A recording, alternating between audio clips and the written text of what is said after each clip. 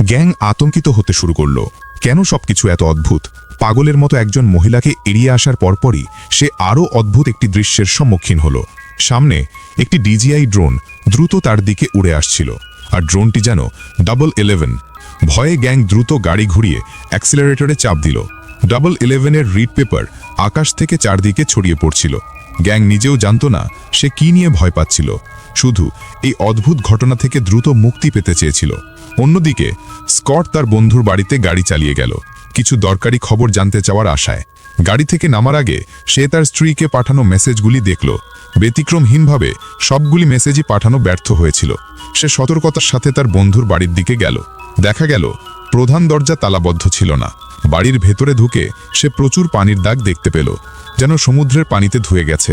যখন সে তার বন্ধুকে ডাকছিল, তখন দেখল যে একাধিক জানালার কাঁচ ভেঙে গেছে। স্কট গ্যারেজে একটি স্যাটেলাইট ফোন খুঁজে পেল।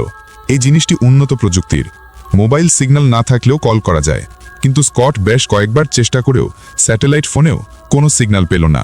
এরপর সে বাড়ির পেছনের সমুদ্র সৈকতের দিকে গেল। যখন সে সমুদ্র সৈকতে পৌঁছালো, সে মাটিতে একটি ঘড়ি দেখতে পেল। কৌতূহলবশত সে এটি তুলে নিতে গেল। দেখা যায় ঘড়িটি একটি বিচ্ছিন্ন হাতের সাথে লেগেছিল। এতে স্কট খুব ভয় পেয়ে গেল। স্কট চারদিকে তাকিয়ে দেখল যে পুরো সৈকতে বিমানের ধ্বংসাবশেষ এবং যাত্রীদের মৃতদেহ ছড়িয়ে আছে।